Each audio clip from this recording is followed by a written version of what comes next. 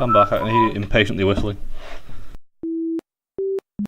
He is good, and he's good in Prometheus as well. I like his. He's good in everything. Like the fat is great. Yeah, I watched another one of those guys. If you watch him in a film, 9 out of 10 times it's going to be a decent film. Yeah, I watched 300 again recently. I totally forgot he's in that. Yeah, and this is weird, right? Because that was the first time we'd heard of him. Like that was the film that kind of made his name. And really? for a couple of years, I always thought of him as the lad out of 300. And then when I went back and rewatched it, I was like, shit, Michael Fassbender's in this film. I totally forgot, like, because he's become so much more than Leonidas's mate. He's become Magneto too, and yes, indeed, the guy who was in Prometheus. And he was in Auschwitz, you know. Don't forget, not for 5 minutes of the film. Let's not mention Apocalypse, but fine. Still haven't seen it. I still haven't seen it because sometimes if I think a movie looks horrible, I'll just go out of my way and not see it. I thought it looked okay. Then again, though, I am a bit of an X-Men apologist. I tend to I don't even think Logan was that bad. That's how deep this goes. Logan is revered. Everybody loves Logan. Sorry, not Logan. Fucking Origins. Sorry, yeah, no, sorry. I didn't think Origins was that bad.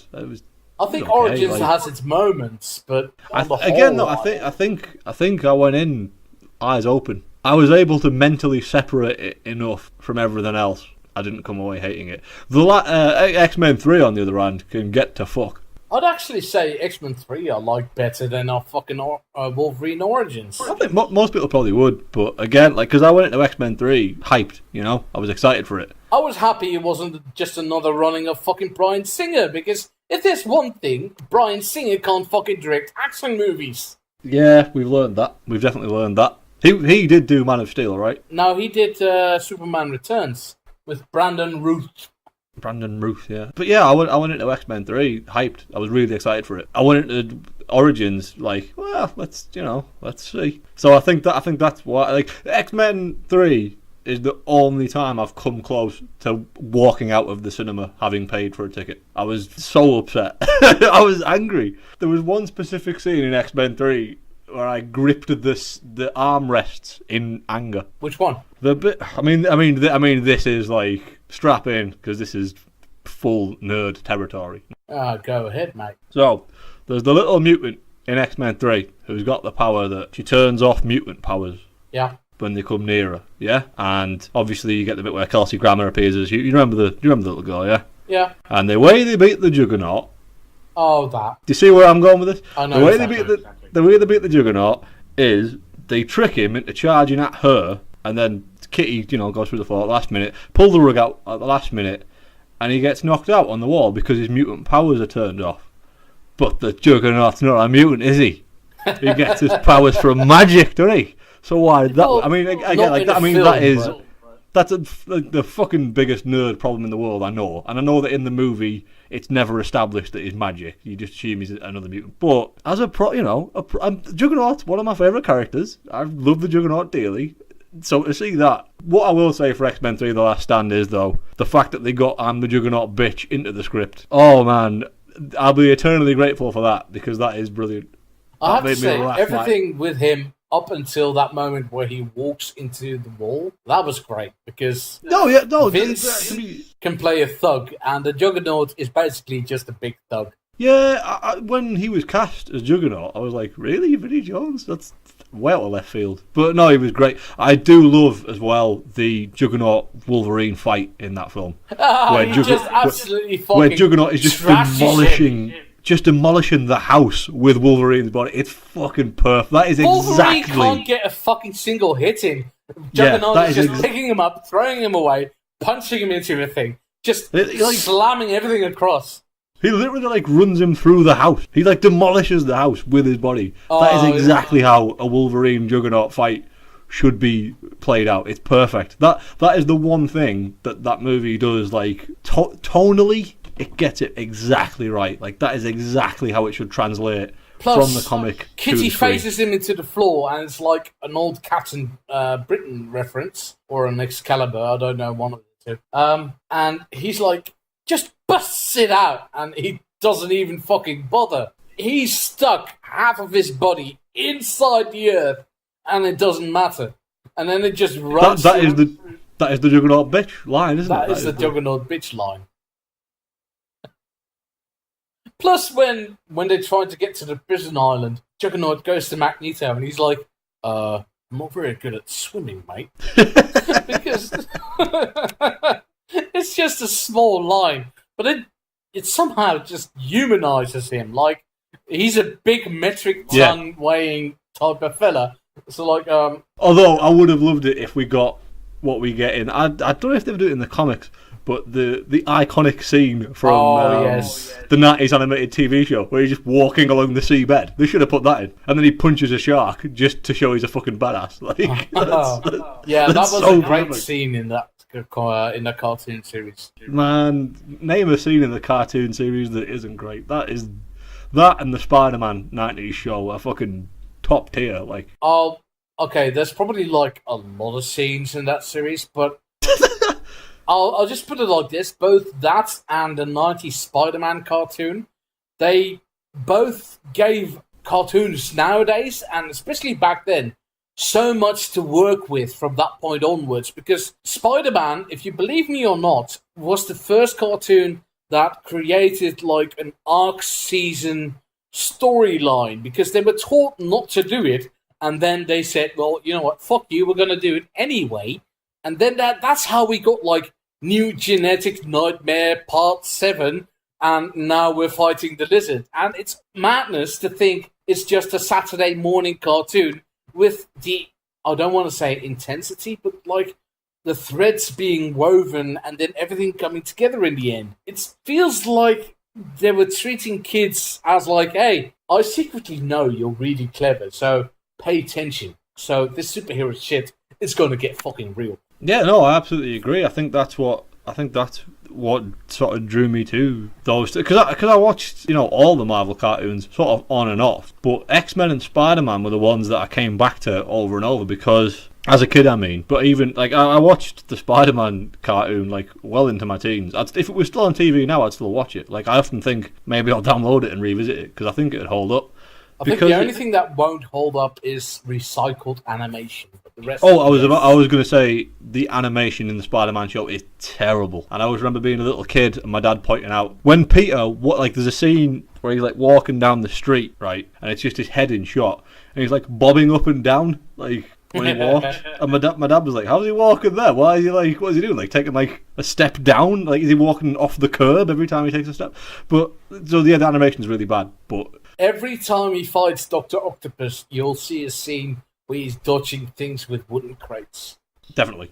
But in the end, it's not about the animation, it's about the story, really. Yeah, exactly. And I think the X-Men and Spider-Man stories were the best of that era because they had consequences. The stuff in like the X-Men show with Morph, like basically being killed, and then he comes back as some like weird quasi-undead character just to haunt Logan every now and again. Like, you didn't get shit like that in any cartoon really, and it really made it stand out. And Spider-Man as well, and as you said, they have those arcs, those really big, series-long stories. And the real thing that Spider-Man had going for it is all the crossovers. Blade turning up, Punisher turning up, Wolverine turning up. Like, that was all super cool. Because you didn't see that shit back then, really. They didn't do... They started it before Batman did, I think. Yeah, and absolutely. I'll give Batman due where it's due. Batman has some incredibly mature writing for an 90s cartoon as well. But, like I said, most of those things were more standalone, as opposed to where Spider-Man was like, what something Kingpin did in Season 1 can still turn up in Season 3. And that shit ran for years. It was like 5 years? 6 years?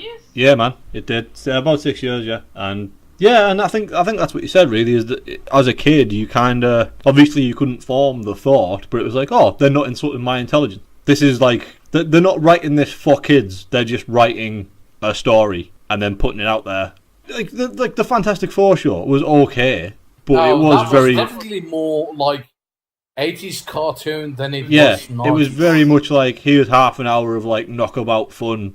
They'll do some catchphrases. They had a couple of deep moments with the Thing. The Thing had some really good scenes. I'll say that both some really good little arcs. Fantastic Four and Iron Man, they had second seasons and they both got retooled. And the Fantastic Four was okay still. It was still a bit better than before, but Iron Man definitely benefited a lot because he went from like a quasi G.I. Joe installation where they beat the Mandarin, who also had an arrangement of colorful baddies, and they're like, the Mandarin can't handle himself, and he just got hit by a giant hand or something. And then all his teammates go, like the overriding memory I have of the Iron Man cartoon is that the opening titles was just like a rogues gallery. Yes. And it showed you all the villains and the little nameplate at the bottom. Like, here's Whiplash, here's the Worst part is I can do both Iron Man Season 1 and Iron Man Season 2 theme tunes. That's it.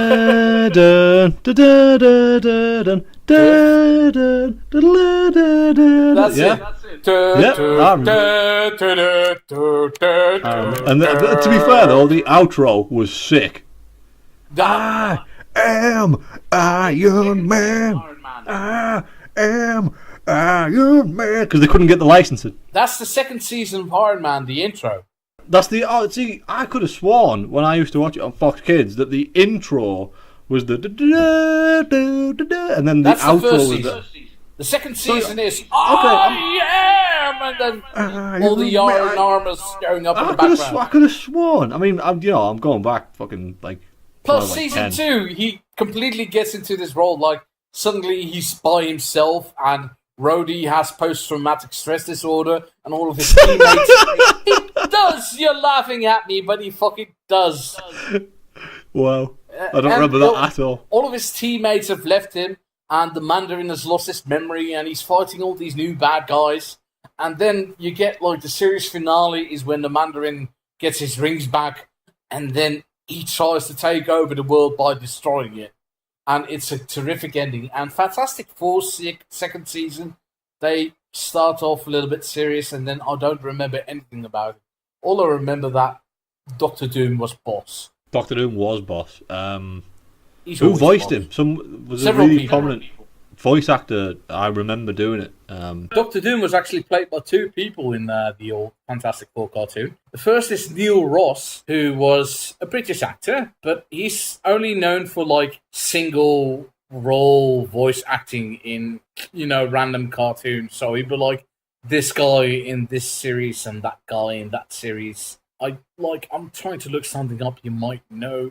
Can't even fucking... Oh, he was in Harvey Birdman, Attorney at Law. Okay. He was as whom? Volturo, Dr. Benton C. Quist, and Dingaling Wolf. No. And the second guy is Simon Templeman. That's the one. He's in The Neighbours, and I actually know Simon Templeman. But personally? Yes, personally. He's my neighbour. He lives over here in Holland. Really? No. Oh. You sound so disappointed. Well, I'm more disappointed that I believed you. Stuart, you're an absolute darling of a man. I'm very naive.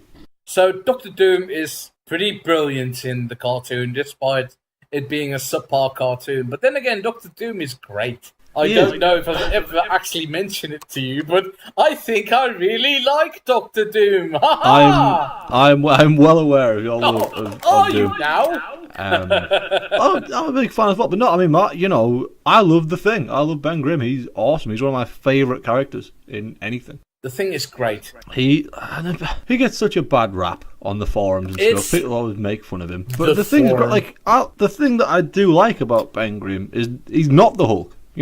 He is vulnerable. He does tend to suffer from the Worf effect a little bit. He's usually the guy that big guys beat up to show that he often exists solely to show how badass someone else is. But he's got the thing that I love about him is that he is a big impervious powerhouse, but retains that underdog status. The Thing, you can always root for him. Even if he is a big rock man, he doesn't have the same hang-ups that Superman or the Hulk have, where you're lacking in suspense because they can just destroy everything. The Thing, for as strong and powerful as he is, does have weaknesses and shortcomings, and he is a great underdog character. And the fact that he is so blue collar, the fact that he is the fact that he's such a, he's from the streets, he's just a wise guy. He's very relatable. He's awesome. Like, he's a big dum-dum. He's great. He's a big lug. He's lovable, Plus, with like the Hulk, it's like at one point, 9 out of 10 times he's going to get angry enough. And with Superman, he's going to be like, no, I have to do this for planet Earth and Lois. And for Thor, it's like, no, for Midgard, by the beard of Odin. And then Thing just gets the tar beaten out of him and then still gets up and like, is that all you got? Come on, man. You plum bum. The absolute best Ben Grimm moment, it's non-canon, but it's in the Age of Apocalypse. His death in Age of Apocalypse is fucking amazing. Have you read Remind me. So he's fighting Holocaust, Apocalypse's son, right? And he's getting the absolute shit, the ever-loving shit kicked out of him, right? And he's just getting battered by Holocaust, like getting murdered. And fucking, it's in like dilapidated, like, post-apocalypse New York. And as he gets knocked down and he's like all beaten up, and a fucking street sign blows by, and it's fucking Yancey Street. And he's like, he picks himself up. And he's like, come on, you know where you are. You're on Yancey Street now. And it's like, oh my God, the thing's the... And then he gets his arm ripped off and beaten to death. But just that moment of like, he's getting the shit kicked out of him and he sees the Yancey Street sign and he's like, you're on my turf now. It's so good. Like, you never have those moments with Hulk or Superman or even Thor where it's like, they're so much the underdog. Like, he's basically Rocky Balboa. He's basically Rocky Balboa. Like, God, he's Rocky Balboa. He's a big dum-dum. He's all heart. He just, he loves his friends. He loves his family. There's no real badness in him. Like, he's not really a fighter. Do you know what I mean? He's a lovable, loving guy. And I love the Thing. The Thing's like my fave. He's the best. The Thing is great. He's fantastic. And the thing with Superman and Hulk is like, obviously Banner is like, oh, he's a genius as well. Like, Superman is like, oh, Kryptonians are like far advanced with humans. Thing's a big thicko. You know what I mean? He's dumb as fuck. Like, he's great. You want to explain that to me one more time, Stretch?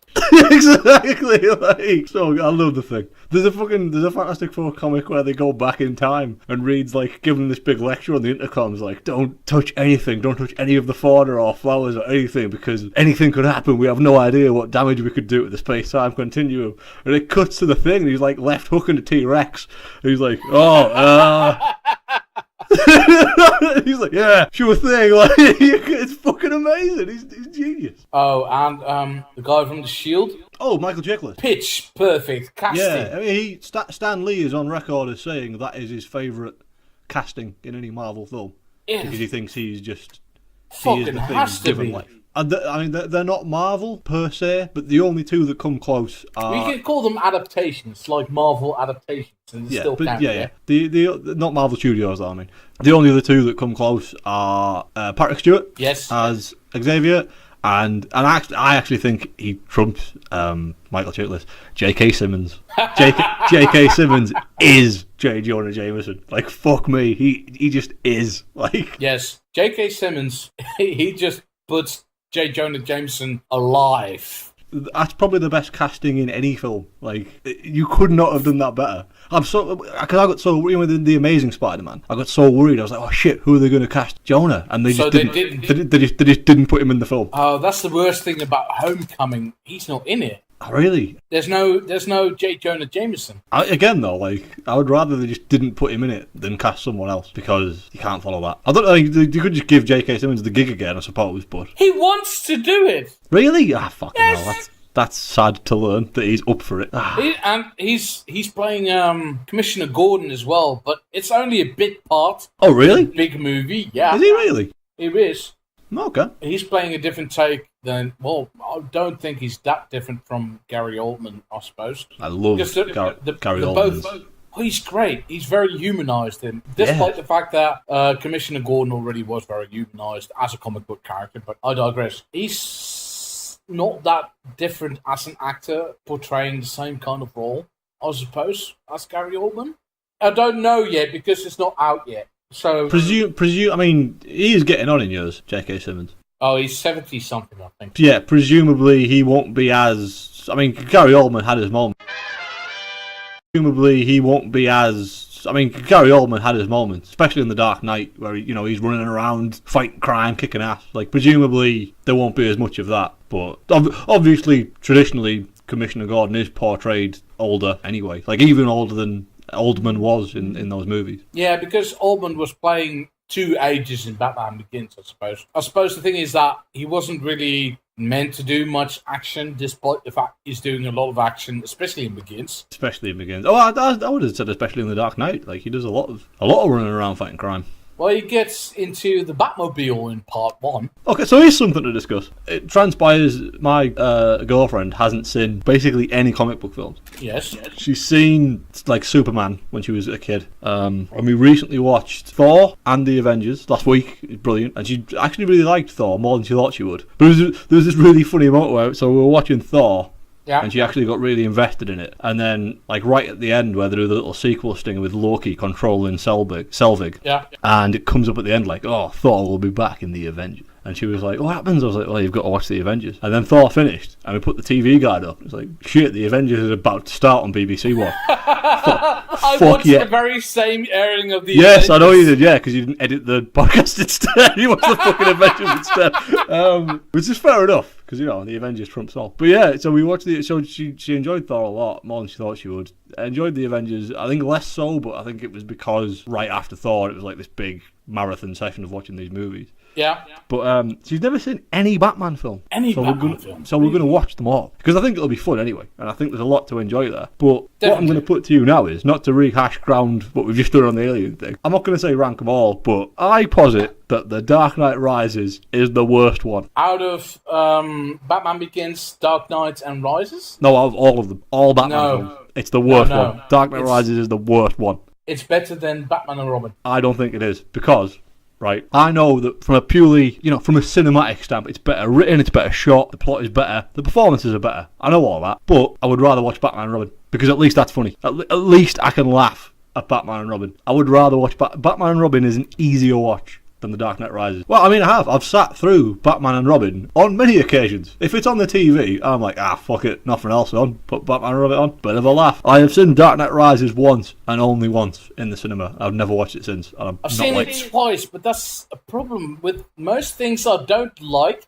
I can at least go like, oh, but I like this about it. Right, but so The Dark Knight Rises, I have a lot of issues and very little things to say like, oh, but that's good about it. Exactly. With Batman and Robin, it's just, it's all shit. Yeah, but what I will say to you is, have you seen Batman and Robin more than twice? Yes. What does that tell you? Oh, fuck. Yeah, see, I've got you. See, Batman and Robin is better than The Dark Knight Rises. That's you're still... you would rather watch it. You would rather watch Batman and Robin than The Dark Knight Rises. But that doesn't mean the inherent... Okay, the inherent value of the movie Batman and Robin might be worth a little bit more because you're trying to make fun of it while you're watching it. It's like, oh my god, look at that. We're zooming in on his fucking ass. Look at Batman's ass.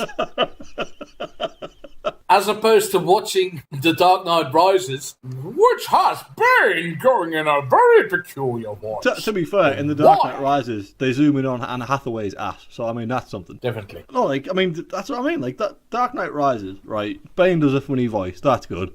Michael Caine cries a lot, that's good. Anne Hathaway looks dead sexy as Catwoman, that's good. But other than that, it's terrible. It's rubbish. All that stuff with Joseph Gordon-Levitt in it, and I love Joseph Gordon-Levitt. 500 Days of Summer is my favourite film, but his whole role in that film is rubbish. It's terrible. He's not worth anything in that film. No, it's rubbish. They give him nothing to work with. It's so much tacked on. Plus, Batman goes through the same arc 2 times. He is absolutely broken. He brings himself back from the brink, and then Bane breaks his back, and then he's absolutely broken again, and he brings himself back from the brink. Yeah, I must say I hated that in the cinema, where it's like he comes back for the climactic battle, and it's like, oh, but this time he's got the will to win or something.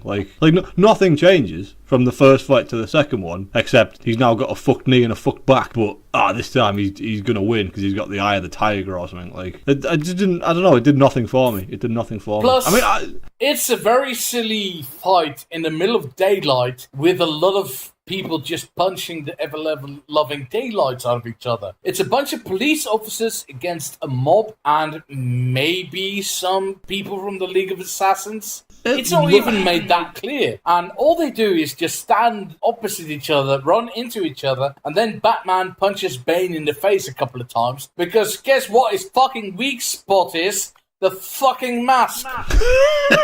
His big face vagina. The big fucking target on his fucking face. Yeah. And then Batman is like, oh, this thing that is worth like a nuclear bomb, I'm gonna fly away and then kill myself. And then it's a happy ending because Alfred sees him in Paris. And it's like, Florence. It's Florence. Oh, fuck you. I don't care. It's fine. You should know that of all people. Oh, just because it's similar to my name. Your exact name. Fuck you. And B, fuck you. C, no, and D, fuck you. Fuck you. Yeah. I mean, crying Michael Caine though. So yeah, I mean, so I've only just realised this, but there's something to compare the two directly as well. Who did Bane better? Or No. Who did Bane less worse? Tom Hardy did Bane better because the suit may have been better in Batman versus Batman and Robin because that was pretty much the comic book suit. Yep, but they look great actually. To be fair, one thing I will say for Batman and Robin, right, Batsuit aside, it looks great. That movie looks really cool. It looks very fluorescent. The Neo Joker thing, I think, is a really cool aesthetic. I like that a lot, and obviously it reappeared in Batman Beyond, the cartoon. That looked, the future Joker thing. That's a really cool gimmick. I like that a lot. Uma Thurman as Poison Ivy, less so. And Arnie looked great as Freeze, though. Didn't even look like Arnie, really, which is cool. Only his accent. I mean, that gives him away in spades. But Bane looks awesome. Robin looks awesome. Yeah, the aesthetic is good, at least. Okay, yes. Okay, yes, the only thing that bothers me a lot is that for a supposedly dark and grim series, everything seemed to glow and give light. Oh yeah, no, like, it is very sort of neo-futuristic, like, everything's fluorescent, everything's day glow, definitely. But Batman Forever had that as well, though. Somewhat, but they definitely amped it up in Batman and Robin. Oh no, they did, definitely, but I think there is elements of that in Batman Forever. Also, I think Coolio was in that film. In Batman and Robin. Is he? I think when I'm fucking looking this up right now. Oh, is Robin street racing in Batman Forever in Batman? No, it's in Batman and Robin where he goes street racing. Oh my God, Coolio! Yeah, Coolio is in it. Coolio is in it. Holy shit, there he is. So yes, Coolio is in. Oh no way! Apparently, he was at one point penciled in to play the Scarecrow.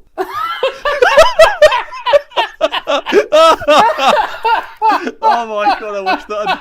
I wish that had become a thing. Oh my God! Fuck, that would have been amazing. Let's read HollywoodReporter.com. Oh. Coolio does say that him and Joel Schumacher did not get along. Okay, here's a good note to mention. Nolan really loves Cillian Murphy. So Cillian Murphy showing up in Batman Begins as the Scarecrow, and then again in The Dark Knight. That's great. Yeah. Him showing up. I love that. I did love in The Dark Knight Rises as the judge for the weird court. Yeah. I love that. Okay, hang on one moment. It's a cool scene, but it's a bit. It bothered me a little bit. It was only the Scarecrow coming back for that one scene. No, it doesn't. Somebody else has a cameo in Dark Knight Rises. There's another sort of past villain who turns up in a very small role. I must say I hated his cameo in The Dark Knight. It's one of the things that goes against The Dark Knight is that he's just a dude selling drugs in a car park. Like fucking hell.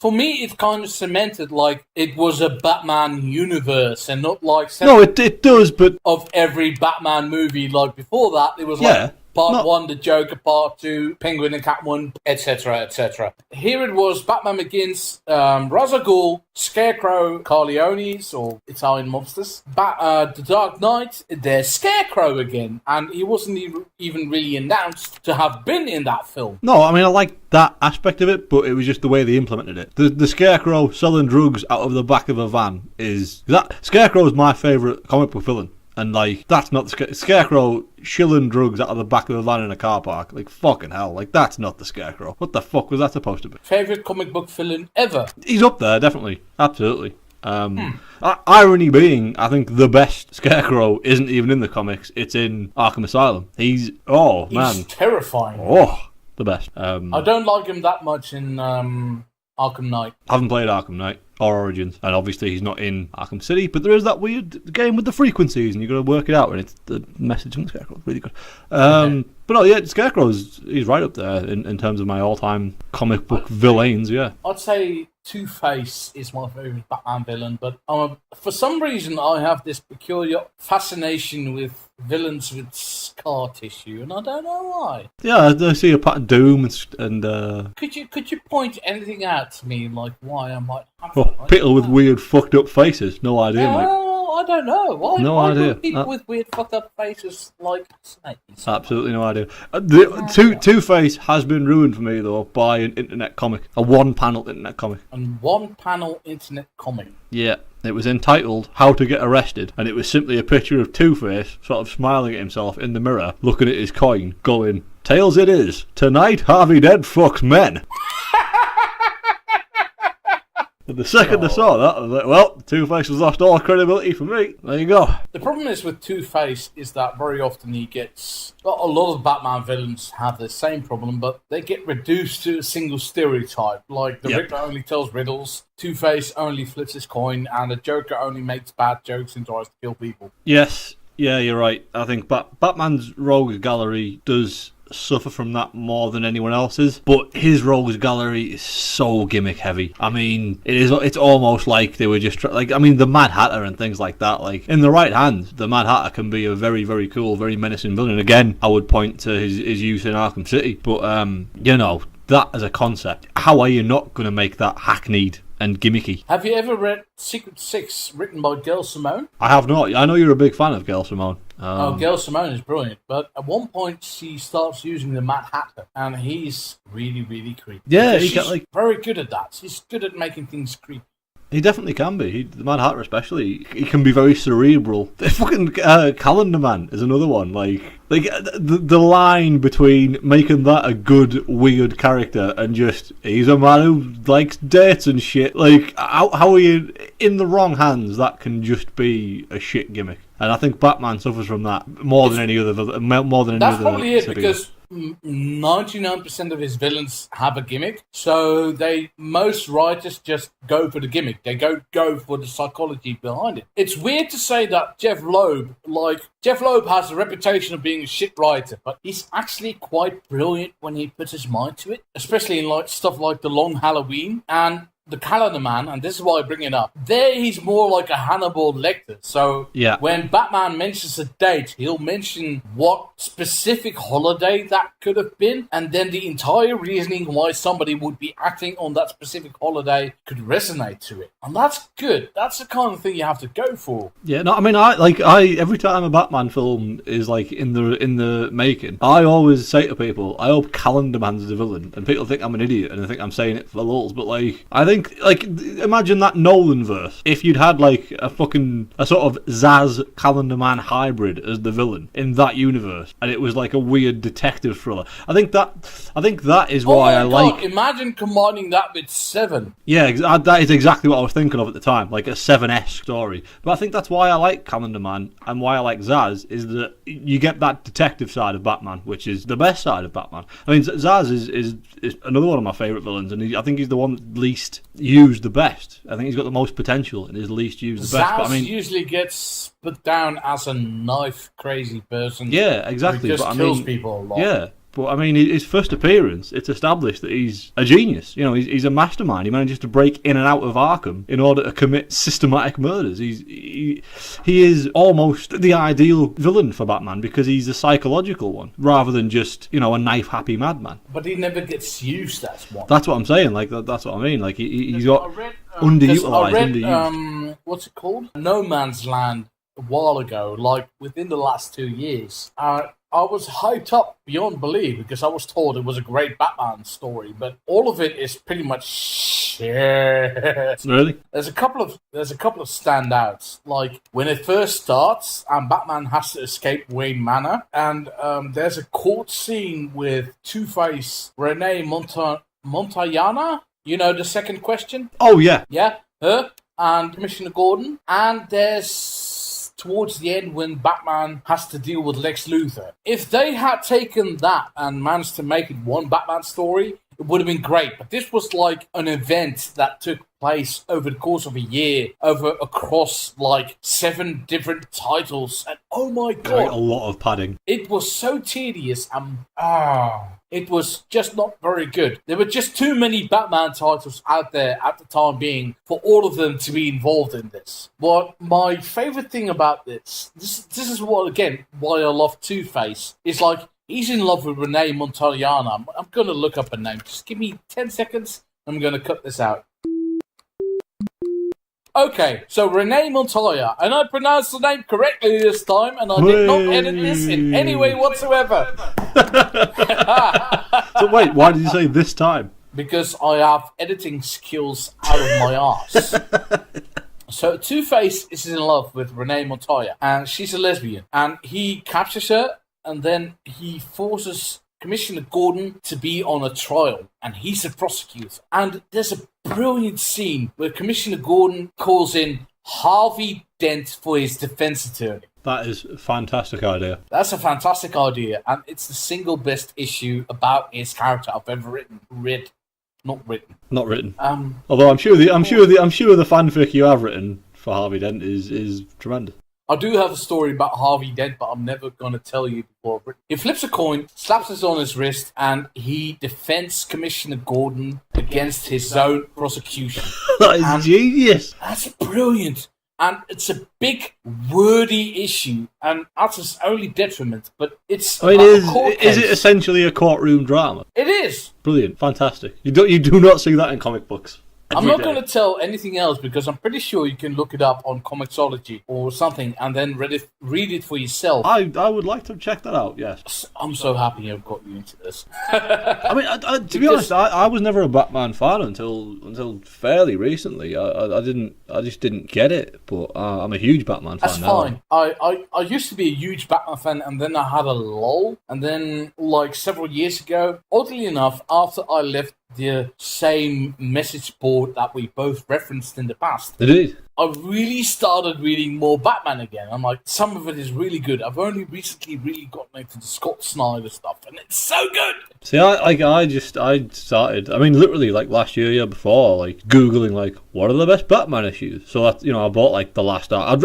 I'd read The Killing Joke in my teens anyway, and obviously that stands apart. But buying like The Last Arkham and things like that. Getting into sort of the nuance of the Batman character. Whereas in my youth, I foolishly thought of him as being a shit James Bond, basically.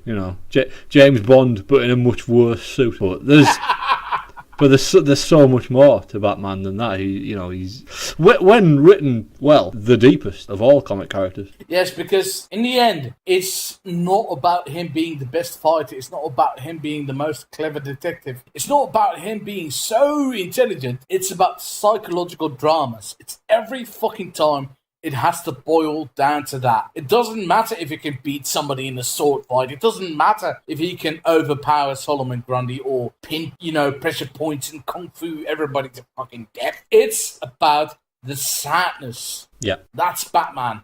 And my one Batman story I want to write, and this is something I'll spoil with you, is a story about Killer Croc. And Killer Croc is so often used as just a dumb muscle, just to be beaten the shit out of. But I want to write a story where he gets paid to kidnap a son of a reclusive family who are billionaires, and he does it, and the son has to wear like a face mask, and then towards the middle of the story he figures out, they discover that the son has got the same skin condition Killer Croc has. Okay. So he's like a proto-Killer Croc, but he's like 10 years old. And suddenly Killer Croc turns to the criminals and he gets really pissed off because they have been abusing the kid, right? So suddenly he gets like humanizing him. Suddenly he gets like a parental feeling about the kid. And Batman, in the meantime, is still tracking him down. And Killer Croc is like, this kid is like me. I have to protect him.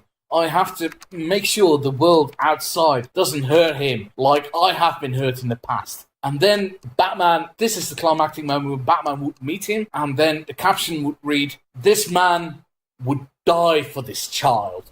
And the caption would be like half-coloured the narration boxes of Killer Croc and half-coloured the narration boxes of Batman. I like it. We're not so different, you and I. I really fucking love We're Not So Different, You and I. But no, that's not as good as well because, like you say, like that's the exact kind of story that you never get with Croc. Like because there's so many Batman villains where it's like, well, actually, we're two sides of the same coin, Cape Crusader. Like they all have the same. The best thing about Batman, he's got so many aspects. You can take any of his villains and say, well, we're not so different. But you have to write the story. Yeah, but you never get that with Croc. But that's a good way to do that. That's a good way to get that in. Yeah, I mean, yeah, that's actually really clever. I'm an idea man. I'm not really a good story man, but I'm an idea man. Of course, the end would be just a very basic fight, but Killer Croc would get away and Batman would save the kid. And then it would turn out that the parents paid the kidnappers to get their own kid. That's sick, isn't it? But that's the kind of story you have to write with Batman. You can't have just, oh my god, especially in No Man's Land, so much was just running into villains, doing things, and just punching them. And no, that is the worst kind of Batman. As I say, like my favourite Batman is Detective Batman, and he has to be detective. Yeah, and that going back to the movies, like I really love Dark Knight first time I saw it, but with retrospect, really not that great. I mean, everybody else in that film is a detective, and Batman just isn't. Lucius Fox does some heavy lifting in that movie. Batman does not. He sort of lets Fox and Gordon do all the legwork, and then he just comes in at the end. Do you know how I got these scars? Do you know how he got these ones? Fucking. Oh, I don't want to criticise the Dark Knight. No, like I'm not going to tear it down. It's a great movie. I love it. It's you know, if I'm talking about like, oh, where is it stand in the pantheon of Bat films? It's right up there. It's top 3. Like it's. Really? I like top 3 ambiguously enough to say it's top 3. It's definitely top 3 without actually having to discuss it. It's definitely top 3.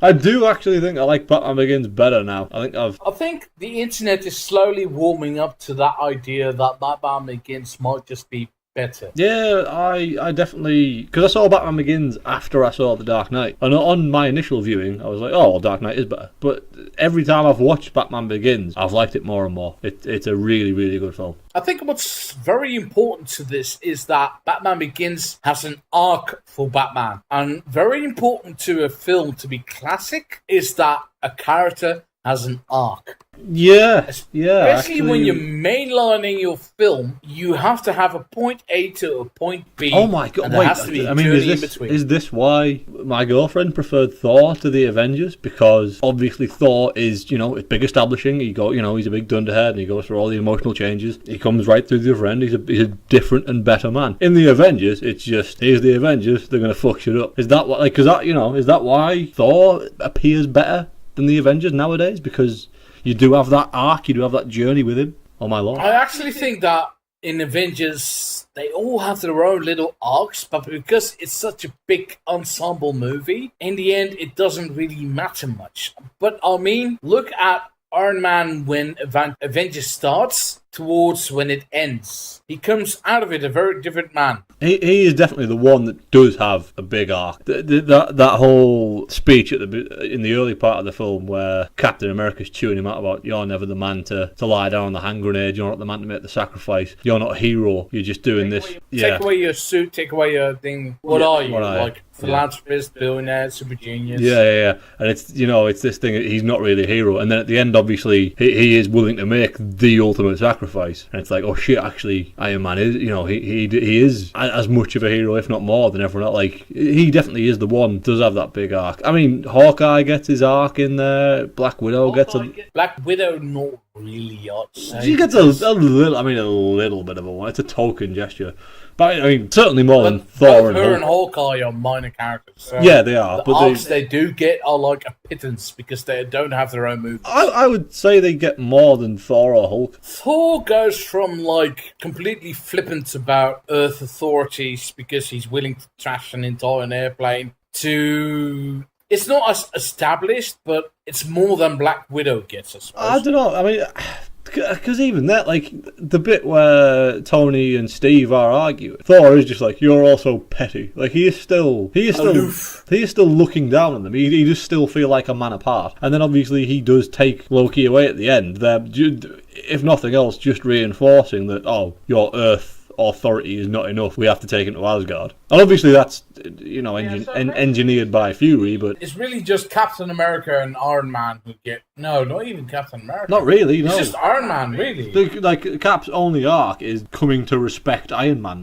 And accepting a bigger world, he knows, because he gets that Wizard of Oz reference. He has the bet with Nick Fury. Oh, you know who does get a really great arc? Agent Phil Coulson.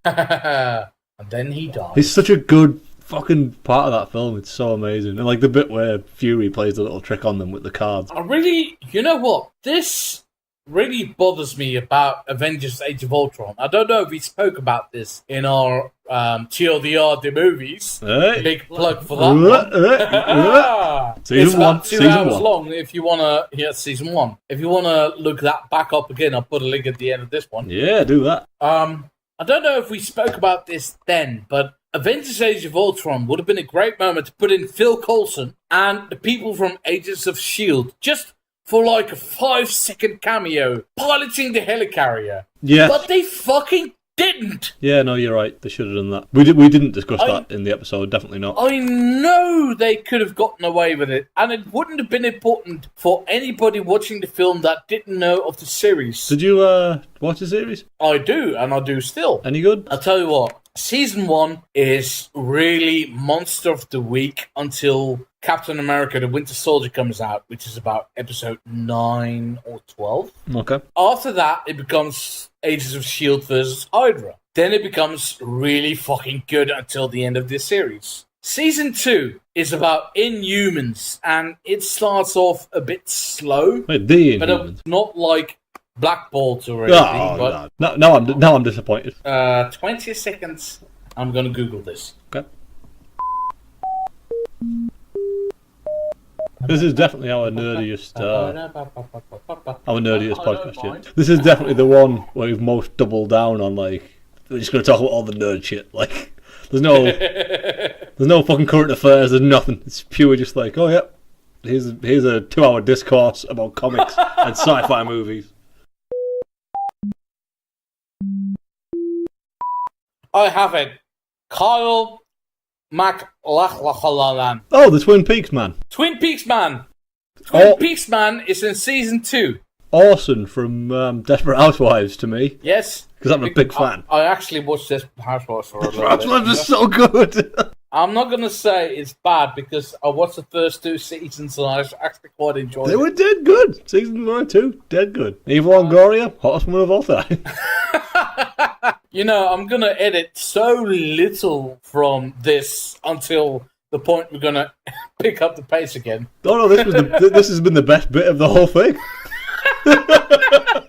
the weird bit where I'm just Googling things and we're like, yeah, so this thing. The fluff bit. So he plays, I'm going to drop a name on you that you don't know, Calvin Zalbo. Great name. Fucking great name. From the comics. Great name. No, don't know it at all. Great name, though. In the comics, that's Mr. Hyde. Oh, okay. So he plays Mr. Hyde as a quasi-inhuman monster. And he's in season 2, and he picks up season 2 so much. And season 3, it becomes like a weird contest. And the guy who plays Agent Ward, Ruth Negga, is in this. Oh my god, I forgot about that. Who? Ruth Negga? Who the hell's Ruth Negga? A seasoned preacher. Other than somebody with a name that is very easy to mispronounce. Brett Dalton is in is Agent Ward. So Agent Ward actually in season 3, he still carries most of the season, but then they kind of trail off somewhere in the middle of that. So does Coulson die at some point in the show then, or not? No. Because isn't he the driving force behind the whole thing? He is. And Agent May, and Agent Ward, who is quasi-bad guy, weird person. Is Maria Hill in it? No, she's a cameo. So it's like season 2 with Zalbo, Mr. Hyde, is pretty good. Season 3 is hit or miss. And then season 4, which just finished, features the comedy relief of the Mummy films with Brendan Fraser. You know who I mean? Evil scientist who goes crazy. Oh, really? And Ghost Rider is in it, but Fuck not off. Johnny Blaze. Fuck off. There's a Ghost Rider in it, but it's the new version from 2013. Danny Kett. No, 2013. It's a Hispanic guy in a car. Oh. But Ghost Rider still looks fucking terrifying for a fucking TV series. Fucking love Ghost Rider. And it's season 4 is so good, and it ends up in a Matrix episode like last 6. Yes, I mean you're selling this to me. It's despite the fact they're in a Matrix world, and it's like a Mirror Darkly from Star Trek. Okay. It's done so well because there's so many past characters from the last 3 seasons who are already dead. You're like, how the fuck are they here now? And then they're still very human, and it's all fucking so badass, and it ends up in space. That's all I can say. Fantastic.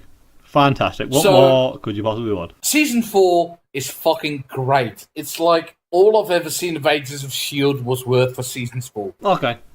Maybe I won't. I definitely won't. But maybe I will.